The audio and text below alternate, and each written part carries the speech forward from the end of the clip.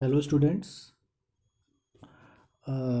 Polyphase AC circuit में हम three phase के बारे में हमने कुछ बेसिक्स डिस्कशन ये किया था कि कैसे जनरेशन होता है AC phase three phase AC का, और सिंगल फेज, टू फेज और थ्री फेज के कुछ बेसिक्स कैसे जनरेशन होता है और क्या क्या हम पैरामीटर्स के बारे में पढ़ना होता है, कुछ बेसिक आइडिया हमने लिया था। ठीक है। अब नेक्स्ट टॉपिक जो हम यहाँ पे डिस्कस करने वाले हैं वो ये देखेंगे कि सिंगल फेज में एंड थ्री फेज एसी में क्या क्या मेरिट्स हैं, क्या डीमेरिट्स हैं, क्या एडवांटेजेस हैं। ठीक है, क्या डिफरेंस है, क्यों एसी का इस्तेमाल, क्यों सिंगल फेज का इस्तेमाल कहाँ करते हैं या थ्री फेज का इस्तेमाल कहाँ करते हैं। अगर हम सिंगल फेज का इस्तेमाल थ्री फेज के केस में करें या थ्री फेज का सिंगल फेज में, कुछ इस तरह की चीज़ों के बारे में कि क्या एडवांटेज है क्या डिसएडवांटेज है, इसके बारे में थोड़ा डिस्कशन करेंगे। ठीक है, तो स्टार्ट करते हैं। सबसे पहले ये चीज़ थोड़ा समझ लो यहाँ से। जैसे हमारे पास कोई भी एसी साइकिल होता है, ठीक है, ये हमारा एसी साइकिल है, एक कंप्लीट साइकिल है। तो जो एसी साइकिल होता है, आप देखो एक बार वो स्टार्ट होता है अपने ज़ीरो से, फिर अपने मैक्सिमम को रीच करता है, मैक्सिमम वैल्यू को, फिर ज़ीरो पे आता है, फिर मैक्सिमम को रीच करता है इन नेगेटिव नेगेटिव टर्म में, और फिर वो ज़ीरो की ओर होता है। ठीक है। तो यहाँ से ये आप देख लो कि अगर ये हमारा वोल्टेज का इक्वेशन है और सपोज हमने सेम फेज में करंट को भी बनाया, और ये हमारा सपोज करंट के लिए है। ठीक है, जो रेड वाला है वो वोल्टेज के लिए है और करंट के लिए हमारा सेम ब्लू वाला हमारा जो मैंने कर्व बनाया वो करंट के लिए है। तो यार देखो सेम फेज में है ना, दोनों सेम फेज में। सेम फेज कहने का मतलब क्या है कि यहाँ जो फेज एंगल है वही इसका भी होगा, जो यहाँ पे है वो इसका होगा, जो यहाँ पे है वो इसका होगा, है ना। ठीक है। तो क्या आ रहा है, नज़र क्या आ रहा है कि अगर हमारे पास तीन तरह की कंडीशन हो सकती है। क्या हो सकता है कि पावर जब हम सॉल्व करते हैं, जब हम पावर इक्वेशन के बारे में देखते हैं, ठीक है, जैसे P बराबर हमारे पास होता है वी आई कॉस फाई, ये पावर होती है। ठीक है। और आपको पता है कि वोल्टेज और करंट के बीच का जो एंगल होता है वो कॉस, वो हमारा फाई होता है। वोल्टेज और करंट के बीच के जो कोण को ही हम क्या बोलते हैं, फाई कहते हैं। ठीक है। तो हमने ये भी डिस्कस किया है, या तो फाई का मान क्या होगा, ज़ीरो हो सकता है, मतलब फेज डिफरेंस ज़ीरो होगा, या फिर फाई का मान हमारा इस प्रकार से हो कि सर्किट हमारी लीडिंग हो, लीडिंग मतलब अग्रगामी हो, या फिर हमारी सर्किट लैगिंग हो, मतलब पश्चगामी। हमारे पास तीन कंडीशन होती है। ठीक है। और ये डिपेंड करता है फाई के मान पे। ठीक है। जैसे करंट अगर वोल्टेज से लीड कर रहा है तो हम कहते हैं कि लीडिंग सर्किट है। करंट वोल्टेज से लैग कर रहा है, मतलब पीछे की तरफ है, फेज में माइनस में है, तो हम कहेंगे लैग कर रहा है। और अगर ज़ीरो है तो हम क्या कहते हैं कि सेम फेज में है। ठीक है। तो अगर तीन कंडीशन है तो सेम फेज में होगा, ठीक है, या तो सेम फेज में होगा, या फिर लीडिंग होगा, या फिर लैगिंग होगा। तो पावर का मान वेरी करता है। कहने का मतलब पावर पावर का मान जो पी है ये बदलता रहता है ना, बदलेगा, क्योंकि कॉस फाई पर डिपेंड करेगा। और आपको पता है कॉस फाई का मान -1 से +1 के बीच वेरी करता है। कॉस फाई का मान -1 से +1 के बीच वेरी करता है। ठीक है, कॉस फाई का मान। तो कॉस फाई का मान बदलेगा तो पावर का मान भी बदलेगा। ठीक है, ये चीज़ बेसिक सी बात है। अब ये समझो यहाँ पे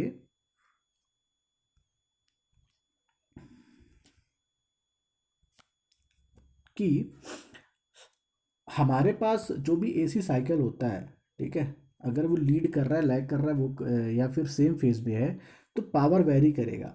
और आपकी जो मशीन है, या सपोज आप कोई मोटर इस्तेमाल करते हो जहाँ पे हमको कंटिन्यूअस रिक्वायरमेंट होती है, तो वहाँ पे अगर हम इस पावर को इस्तेमाल करेंगे तो एक्सेसिव नॉइज़ क्रिएट होगा, मतलब अनावश्यक रूप से नॉइज़ क्रिएट होगा। ठीक है, जिससे वाइब्रेशन प्रोड्यूस होता है। वाइब्रेशन मतलब कि कंपन। ठीक है, मशीन में बहुत कंपन होने लगी, बहुत नॉइज़ होने लगेगी। ठीक है, क्यों, क्योंकि पल्सेटिंग नेचर का होता है पावर जो है, पल्सेटिंग नेचर का होता है। पल्सेटिंग मतलब क्या हुआ, बदलता रहता है। ठीक है, पावर का भी बदलता रहता है। तो पावर जब पल्सेटिंग नेचर का होगा तो उसमें क्या होगा कि बहुत सारे एक्सेसिव नॉइज़ होगा, वाइब्रेशंस होंगी, ठीक है, जो मशीन को डैमेज कर सकती है, ठीक है, जो मोटर या मशीन को डैमेज कर सकती है। पावर का मान बदलता है। तो पहली चीज़ तो ये है, ठीक है, कि हम थ्री फेज का इस्तेमाल करते हैं। तो थ्री फेज के केस में हम जब आगे देखेंगे तो हम P बराबर वी आई को देखेंगे कैसे हम सॉल्व करते हैं। तो वहाँ पे हम सब डिस्कस करेंगे कि वहाँ पे ऐसा क्यों होता है पावर का। फिलहाल इतना जानो कि सिंगल फेज में और थ्री फेज में एक एडवांटेज ये है हमें थ्री फेज करने का कि हमारा एक्सेसिव पावर, एक्सेसिव हमारा हीट वाइब्रेशन को रिड्यूस करता है, ठीक है, ये हमारे साथ है, ठीक है। चलो एक चीज़ और हम ये कह सकते हैं, जैसे हमारे पास कोई मोटर या जनरेटर है, अगर हमारा मोटर थ्री फेज पे काम कर रहा है तो उसको बोलेंगे थ्री फेज मोटर। अगर वो सिंगल फेज वाला है तो उसको कहेंगे single phase motor. Single phase motor जैसे हमारे घरों में है, जो टेबल फैन है या फिर आपके वो कूलर्स में लगे होंगे या वॉशिंग मशीन में लगे होते हैं, ठीक है, टेबल फैन है, सीलिंग फैन, जो भी मतलब हम पंखे हमारे डेली घरों में यूज करते हैं ना, वो सब सिंगल फेज मोटर्स होते हैं जो एसी के होते हैं। और थ्री फेज का इस्तेमाल जनरली हम इंडस्ट्रीज़ में करते हैं, उद्योगों में करते हैं, ठीक है, उद्योगों में करते हैं। तो इसका मतलब क्या है कि थ्री फेज में ज़्यादा क्षमता है, ज़्यादा रेटिंग का होता है, ज़्यादा पावर का होता है, ठीक है। लेकिन अगर हम साइज का देखेंगे, अगर हम एक सेम साइज का एक थ्री फेज मोटर है और सेम साइज का सिंगल फेज मोटर है, ठीक है, सेम साइज का है, तो साइज का मतलब क्या है कि दोनों में जो भी रॉ मटेरियल जो भी कॉस्ट आया लगभग लगभग सेम आया है, सेम साइज का मोटर है। सेम साइज का मोटर होने के बाद भी जो थ्री फेज से आउटपुट निकलता है बेटा वो लगभग लगभग 1.5 टाइम्स होता है सिंगल फेज के, ठीक है। अगर सिंगल फेज का मान लो आ, कोई आउटपुट है वो 100 यूनिट है, ठीक है, और उसी रेटिंग का उसी साइज का जब हम यूज करेंगे थ्री फेज मोटर तो उसकी जो आउटपुट आएगा, उससे जो आउटकम आएगा वो लगभग 150 यूनिट्स होगा। इसका मतलब कि लगभग लगभग 1.5 टाइम्स हमारा जो है वो ज़्यादा आउटपुट देता है three phase motor, powerful motor होता है, ठीक है, ये काफ़ी पावरफुल होता है। और थ्री फेज के बारे में ये थोड़ा सा हमको बेसिक याद रखना है कि सिंगल फेज से ज़्यादा अच्छा, सिंगल फेज से ज़्यादा आउटकम देता है, आउटपुट देता है, ठीक है। अब देखो सिंगल फेज जब आप बता दूं, आप पढ़ते नहीं हो लेकिन एक बेसिक आइडिया, जो सिंगल फेज में हम मोटर बनाते हैं, जैसे कोई मोटर है वो सिंगल फेज मोटर है, उसको बोला हमने single phase motor, single phase motor. देखो सिंगल फेज मोटर जो होता है ना वो खुद सेल्फ स्टार्ट नहीं होता, ठीक है, उसको हमको स्टार्ट करने के लिए अलग से कुछ वाइंडिंग्स करनी पड़ती हैं। मतलब सिंगल फेज मोटर जो है वो खुद सेल्फ स्टार्ट नहीं होता, उसके लिए वाइंडिंग्स करनी पड़ती हैं, जो मार्केट में होता है उसमें वाइंडिंग्स लगी मिलती हैं। तो ऐसा मत सोचना कि वो सेल्फ स्टार्ट क्यों में दिखता नहीं है, ठीक है। तो जो सिंगल फेज सिर्फ मोटर की बात करें तो वो सेल्फ स्टार्ट नहीं होता, उसमें स्टार्टिंग टॉर्क नहीं होता। तो हमको कुछ अलग से वाइंडिंग की इस्तेमाल करनी पड़ती, जिन्हें बोलते हैं बेटा हम जनरली ऑक्सिलरी वाइंडिंग, जिन्हें बोलते हैं ऑक्सिलरी वाइंडिंग्स, इनका इस्तेमाल। बट थ्री फेज के केस में अगर हम देखें तो थ्री फेज में ऐसा नहीं है, ठीक है। थ्री फेज में क्या है, देखो थ्री फेज हमारे पास दो तरह के होते हैं मोटर। एक होता है बेटा इंडक्शन मोटर थ्री फेज में, जो इंडक्शन मतलब प्रेरक के सिद्धांत पे काम करता है, और दूसरा होता है सिंक्रोनस मोटर, ये भी उसी सिद्धांत पे काम करता है बट दोनों में थोड़ा अंतर होता है। थ्री फेज में दो तरह के मोटर होते हैं, इंडक्शन मोटर और सिंक्रोनस मोटर, ठीक है। इसको इंग्लिश में ही पढ़ना है, इसको हिंदी उसमें कुछ होता नहीं है। तो अगर हम बात करें सिंक्रोनस मोटर की तो बेटा ये जो होता है इसमें हमको स्टार्टिंग के लिए कुछ लगाना पड़ता है जिसको हम स्टार्टर कहते हैं, इसको स्टार्ट करने के लिए, ठीक है, इसको स्टार्ट करने के लिए, ठीक है। तो हमारा जो इंडक्शन मोटर होता है थ्री फेज वो सेल्फ स्टार्ट हो जाता है, ठीक है, मतलब उसमें हमें कोई स्टार्टिंग के लिए कुछ अलग से कुछ नहीं करना पड़ता। लेकिन वहीं अगर सिंक्रोनस मोटर की बात करें जो भी थ्री फेज का होता है उसके लिए हमको कुछ अरेंजमेंट करने पड़ते हैं। तो बेसिक सा एक अंतर और यहाँ पे आया कि आप ये समझ लो कि सिंगल फेज अगर इंडक्शन मोटर है, अगर सिंगल फेज इंडक्शन मोटर है, सिंगल फेज मोटर है, तो उसको स्टार्टिंग के लिए हमको अलग से वाइंडिंग चाहिए, अलग से अरेंजमेंट करना पड़ेगा, व्यवस्था करनी पड़ेगी। बट सिंगल फेज अगर हम यूज कर सॉरी थ्री फेज अगर हम यूज करते हैं तो हमें कुछ भी रिक्वायरमेंट नहीं होगी। ठीक है, आप वो इजीली सेल्फ स्टार्ट हो जाता है। ठीक है, इधर यहाँ पे ये हमें और समझ में आया।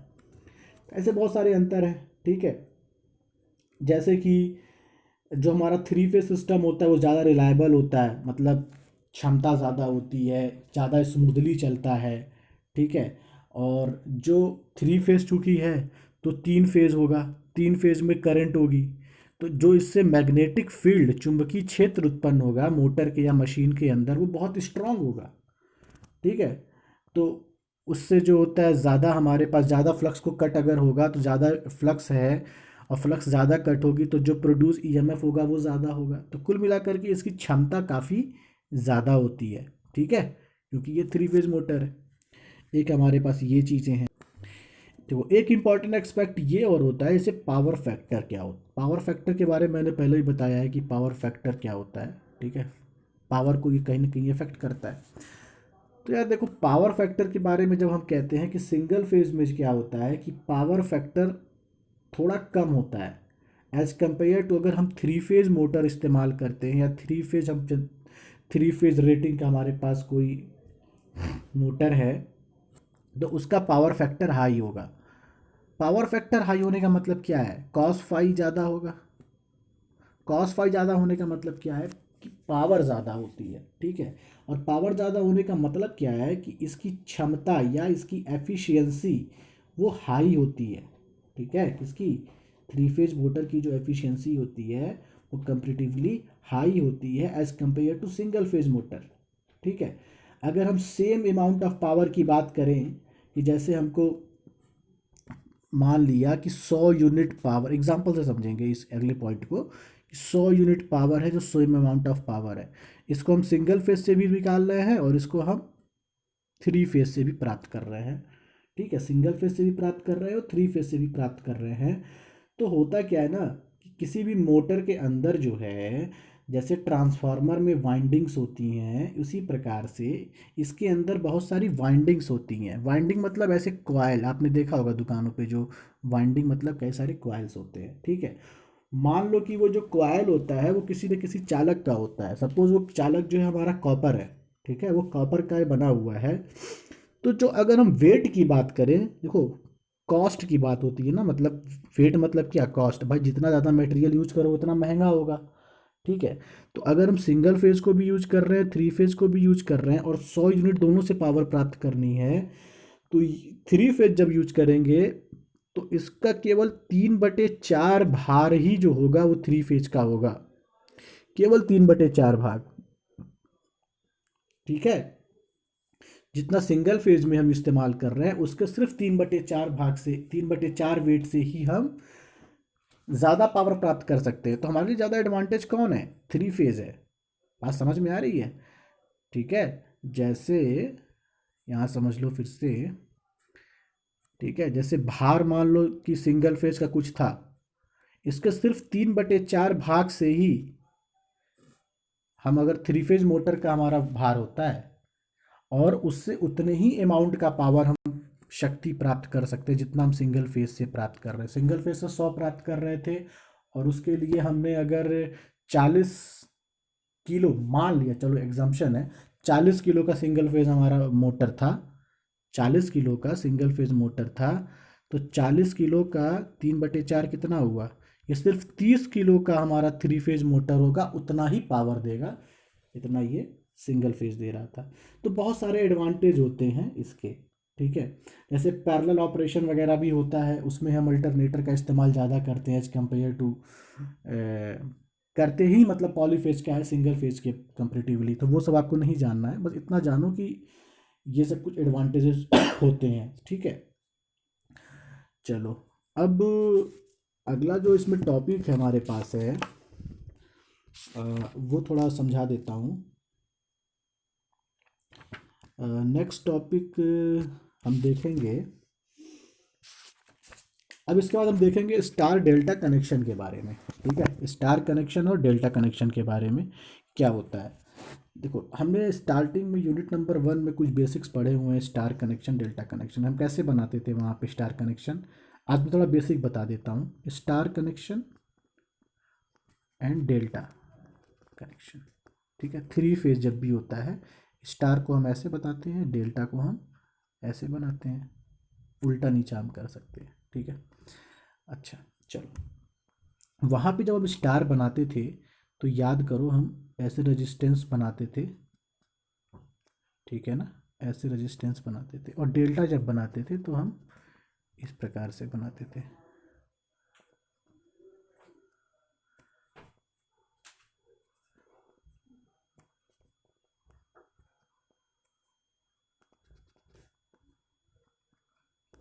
ठीक है, तो कुछ नाम होता था इसका, रेजिस्टेंस R1, R2, R3, है ना, यहाँ पे RA, ठीक है, RA, RB, और हम कन्वर्जन करते थे स्टार को डेल्टा, डेल्टा से स्टार में, और ये सब हमने पढ़ रखा था। देखो, वो डीसी सर्किट थी, वो थी डीसी सर्किट, और ये हम जो पढ़ रहे हैं एसी सर्किट। और मैंने पहले बताया है कि एसी सर्किट में जब हम पढ़ते हैं तो जहाँ जहाँ हमने रेजिस्टेंस का नाम लिया है, रेजिस्टेंस मतलब कि प्रतिरोध, है ना, प्रतिरोध का नाम लिया है, वहाँ वहाँ हम बात करते हैं इम्पीडेंस की। इम्पीडेंस मतलब क्या होता है, प्रतिबाधा। वहाँ वहाँ हम बात करते हैं इम्पीडेंस की, दैट इज प्रतिबाधा। ठीक है, तो यार प्रतिबाधा को हम कैसे लिखते हैं ये भी आपको पता है। नॉर्मली हम अगर 3 फेज आरएलसी की बात करते थे तो R square plus XL minus XC का होल स्क्वायर, ये सब हम पढ़े हैं। ठीक है ना, ये हम ऐसे लिखते थे 3 फेज आरएलसी सर्किट के बारे में, आरएलसी सर्किट के बारे में अगर तीनों लेते हैं। ठीक है, अब बात यहाँ पे ये आती है कि जैसे वहाँ पे हम रेजिस्टेंस को तो लेते थे, अब यहाँ पे हम पूरी सर्किट को लेंगे, मतलब पूरे कॉइल को लेंगे।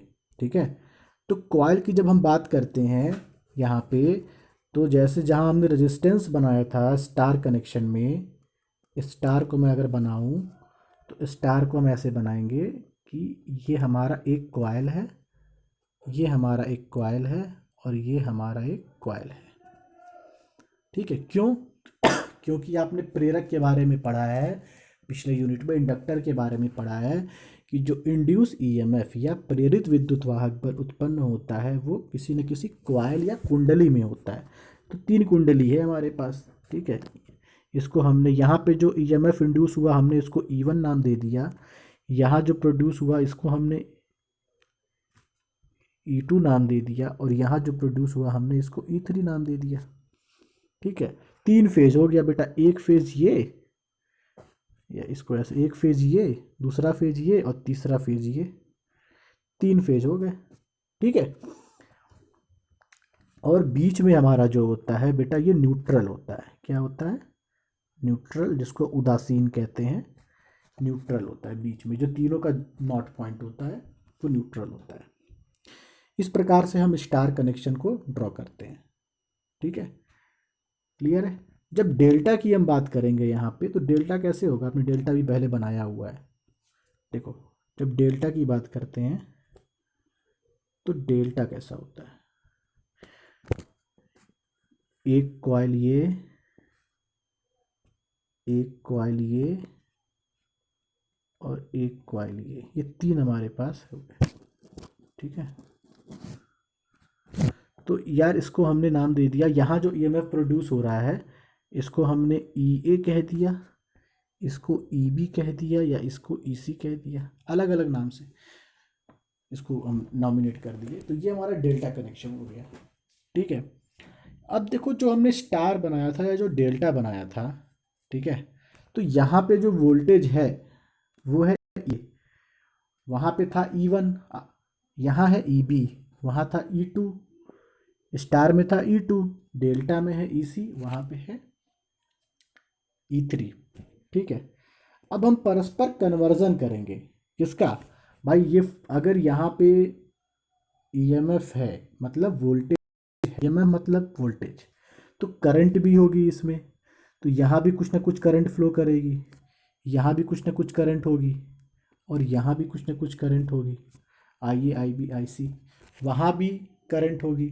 तो परस्पर हम ये देखेंगे कि स्टार और डेल्टा में कन्वर्जन जब करते हैं तो वोल्टेज का मान, वोल्टेज को हम यहाँ पे ई से लिख रहे हैं, वोल्टेज का मान या करंट का मान किस प्रकार से बदलता है जब स्टार से डेल्टा करते हैं और डेल्टा से स्टार करते हैं।